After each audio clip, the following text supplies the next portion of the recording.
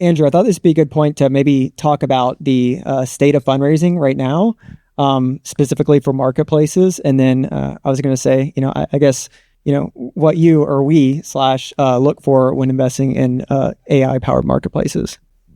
Sure. And I could also just kind of step back and give like the bull case for marketplaces, like why I think AI, especially now, is creating these massive opportunities for marketplaces. And if you kind of zoom way out and you think about what a marketplace really does and where the value gets created, it's in connecting people that wouldn't otherwise be connected either at the right time or the right place, whether it's physical geography, the original, eBay premise of like that one other person in the world that has that item that I want to buy. Marketplaces thrive on their liquidity and on their ability to connect these players. And the bigger the marketplace gets, the more powerful it gets, because it's kind of, you can think about it mathematically, it's kind of like the square of the size of the network. If you have two people, you add another person, then you add another person, it gets more and more powerful in an exponential way. And that's what makes them so hard to disrupt. And so if you think about AI in general, all the tools that Grant just mentioned are amazing. I don't know half of them because I'm not building right now. And I wish I was, because now I feel like you could build so much faster. But a lot of companies out there, if you think about like the SaaS companies that have done really well in the last, decade, they're, I would say, under threat because they don't have the same kind of network effect and liquidity that a marketplace does that defends them. And if you can come around with a product that costs you, 10% to build, it's going to take some time, right? But you can imagine all of these businesses being displaced by a much, much cheaper version that probably does even more than the version that's out there today. And so those businesses, those traditional software businesses that have been so valuable, I would be a little bit more worried about. But marketplaces, it's almost like, I hate to say this because it's not entirely true, but it's almost like when they get big enough, they're impossible to kill and you can't destroy it. And one example is, I mentioned that I built a ticketing marketplace, StubHub, which launched in 2000, I think.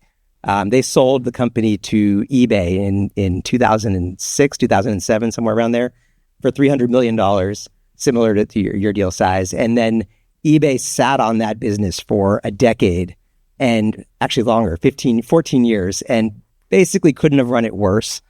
Made a bunch of changes that people hated.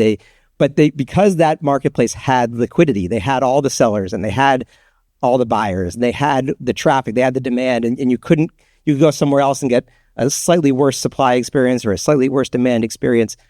That was what made the difference. And even though they had a worse product than all of their competitors, and even though eBay, again, didn't support it, that business just went public last month at a $10 billion valuation. So just goes to show you that once you have liquidity, that's really what drives things. So that's why I'm very bullish on marketplaces in general.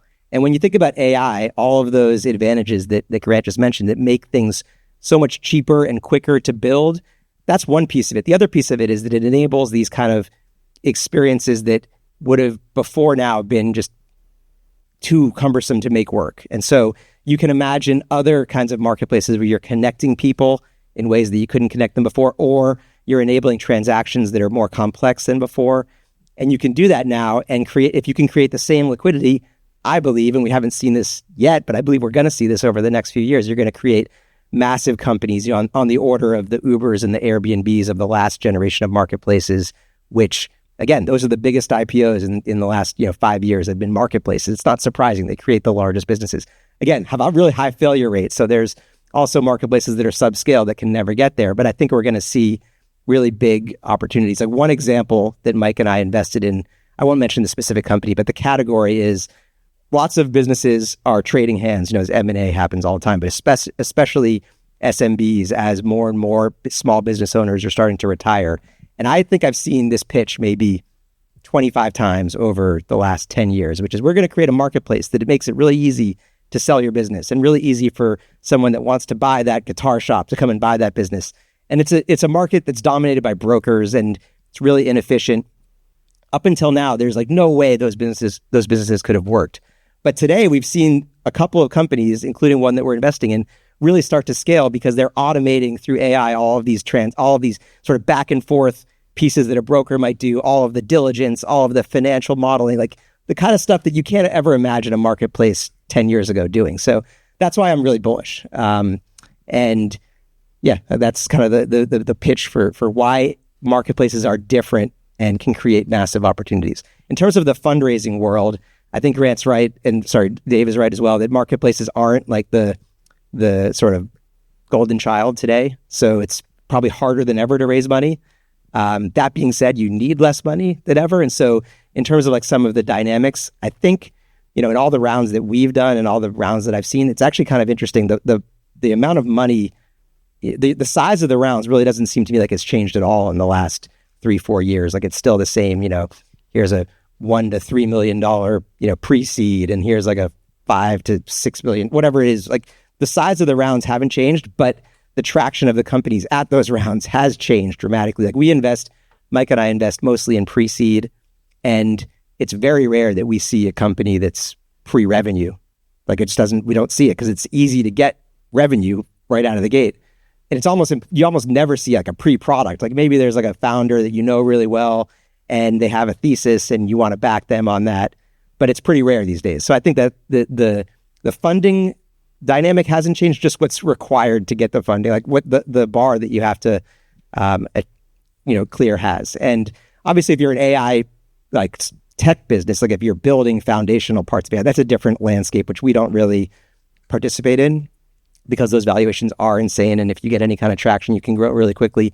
But again, I get really scared when I see some of these AI SaaS businesses because I know their growth has come from disrupting, the incumbent, but they could just as easily be disrupted tomorrow by the next guy. And so I much prefer to see the businesses that have network effects where you build the liquidity in, and that keeps you defensible. And so, yeah, I mean, in terms of actually some of the tools you mentioned, those are all great tools. There's also, we're seeing more and more specialized tools for marketplaces. So you mentioned, I think, Intercom on the customer support side. We actually just invested in a customer support AI business that's only focused on marketplaces because marketplaces are different. They have buyers and sellers and sometimes more than 2 parties, 3 parties you have to go back and forth with.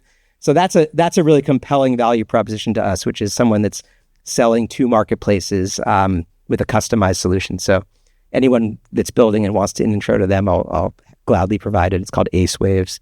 But yeah, that's my pitch on marketplaces.